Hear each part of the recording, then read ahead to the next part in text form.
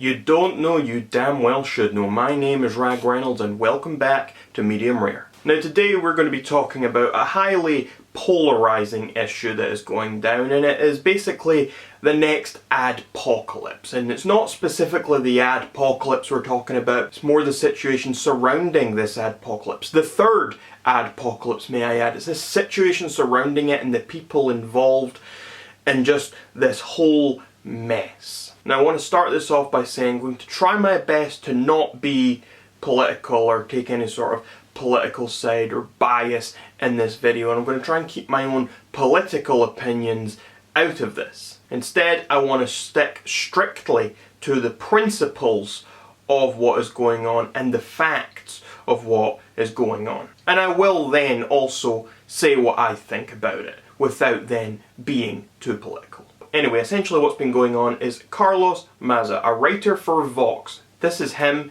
His Twitter name is gaywonk. He's been stirring up a lot of trouble, and it is all down to some beef with stevencrowder. Now, stevencrowder is a right-wing comedian and political commentator. He runs a sort of YouTube show where he does little skits, he jokes around, and at the same time he responds to political news and videos and gives his thoughts on it. Carlos, on the other hand, does a series for Vox on YouTube called Strike Through, and this series is quite left-wing, and across these videos Carlos talks about various political issues. So essentially what starts all this beef off is that stevencrowder has been basically debunking the videos that Carlos is making for Vox.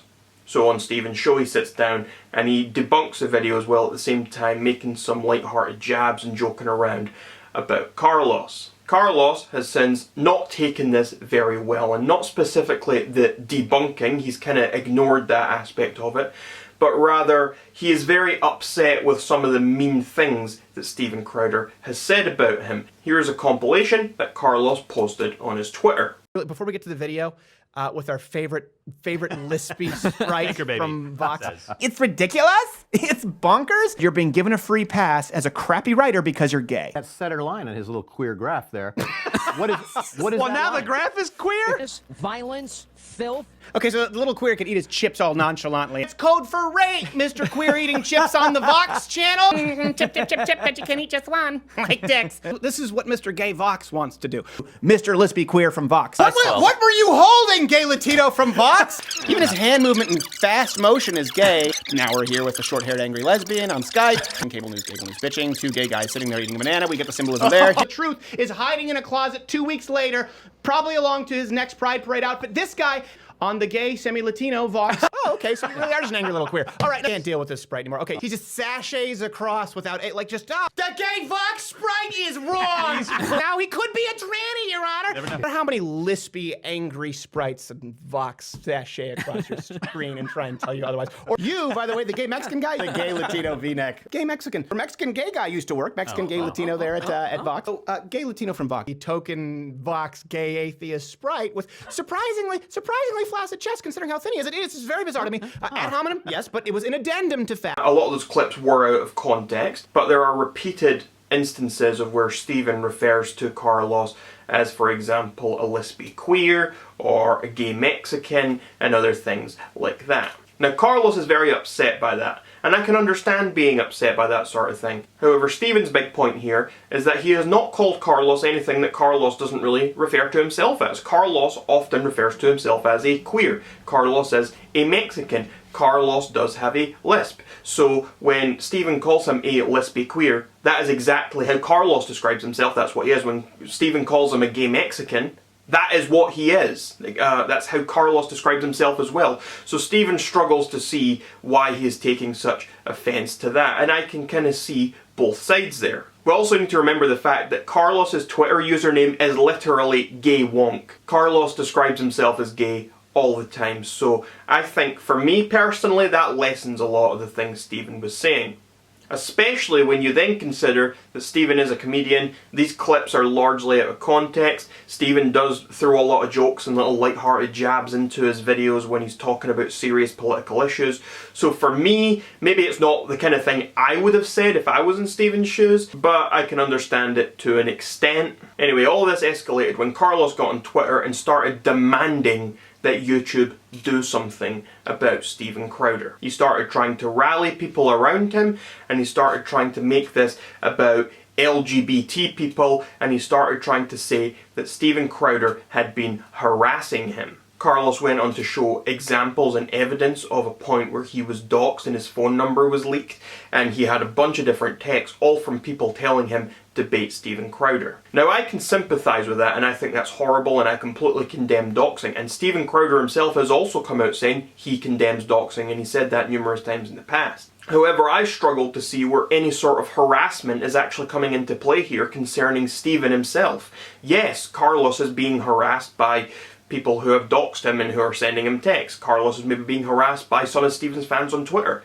But Steven never incited that harassment. There is no evidence of Steven telling anyone, go harass this man. And there is no evidence of Steven engaging in any harassment whatsoever. Yes, he said a lot of mean and disparaging things, even if they were jokes, some people might completely still disapprove of them.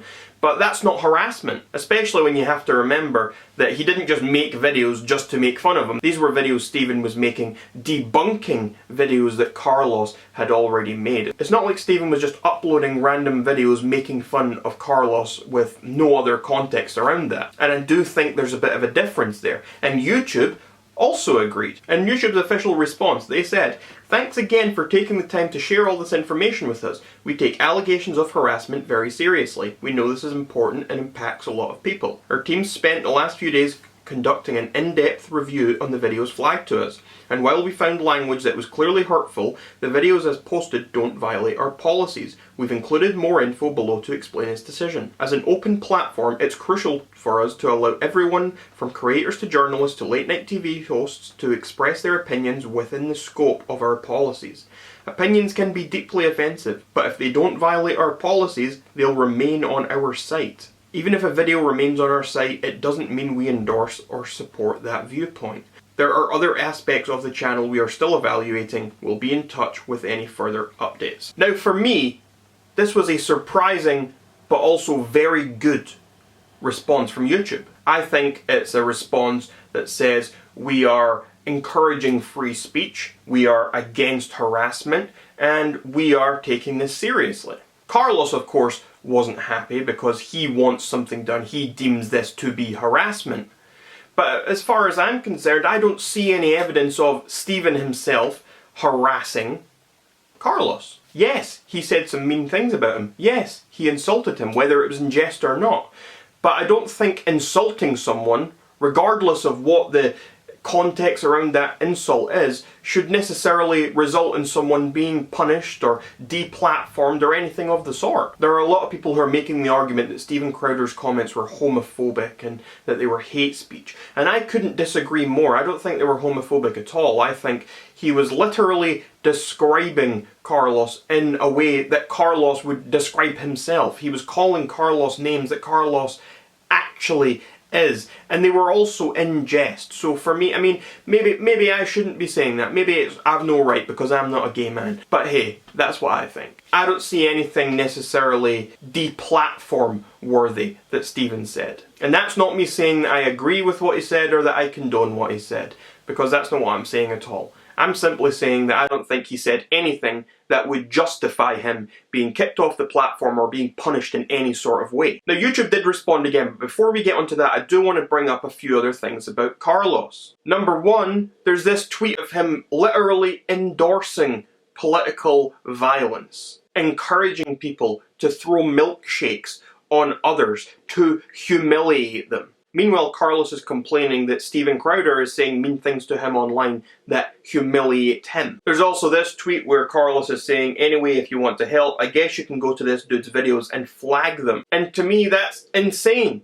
You're complaining about being harassed and all this other stuff, yet you are essentially going out your way to then harass these other people back. you're harassing Steven by encouraging people to go flag his videos when clearly they don't actually violate any sort of guidelines or terms of service of YouTube. Yes, the videos were insulting you. Yes, the videos contained some mean words towards you. But that doesn't violate YouTube's terms of service, which YouTube has since made clear. And in this tweet, you then go on to say, YouTube does not give a fuck about queer creators. It cares about engagement, and homophobic/racist harassment is very engaging. And I don't think this can be further from the truth. I think YouTube cares about queer creators quite a lot. They've changed rules in the past just for queer creators. There was a time where YouTube was entirely PG. They were demonetizing anything that wasn't PG, and there was this huge uproar about all these coming out videos from the LGBT community that were being demonetized, and YouTube actually then went in and changed some rules so that these coming out videos could then still be monetized. YouTube is a very inclusive place for LGBT creators, and I think it's very disingenuous for anyone to act as though YouTube is not a safe place for LGBT people. I also think it's worth pointing out these tweets from Carlos last year. There's a conservative YouTuber who keeps making rebuttal videos about me, making fun of my gay voice, and it's becoming the most serious long-term relationship I've ever had. Conservative YouTuber does a lisp to make fun of my gay voice. Me, it's still too butch. Act like you've bottomed before, for Christ's sake. Teenage me, I need to butch up so straight people don't make fun of me.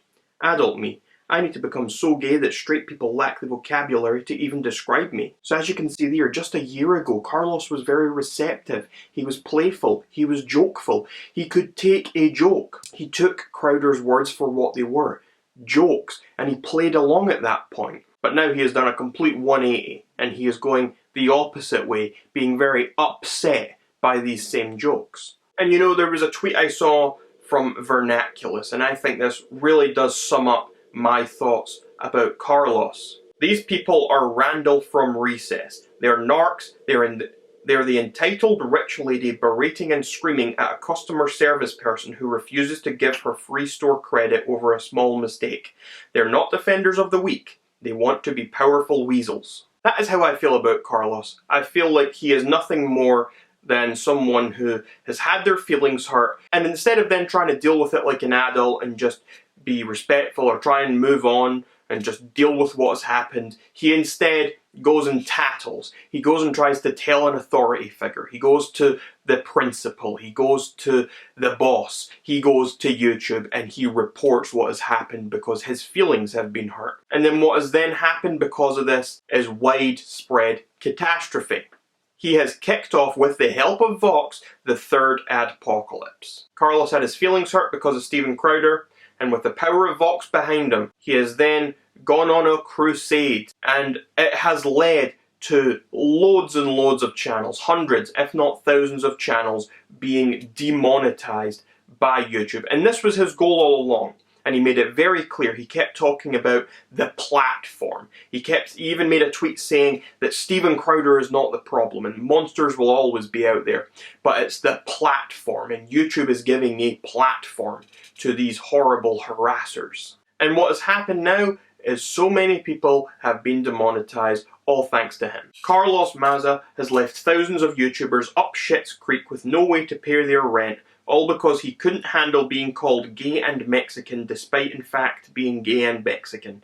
I dislike most of Steven Crowder's content, but this is a truly terrifying state of affairs. I could not agree with that tweet more. I think regardless of whether you agreed with my rundown on whether or not Steven Crowder's jokes were acceptable or he should have been kicked off the platform, regardless of Steven Crowder himself, when you look at Carlos, I can't help but just be resentful about that guy, because he is ruining a platform for hundreds, thousands, maybe even millions of people, all because he couldn't handle the fact that another man said something mean to him. And instead of just taking that for what it was or ignoring it or whatever else, he has actually gone and made it his own mission to rally people around him and make it into an LGBT issue when it really has nothing to do with that.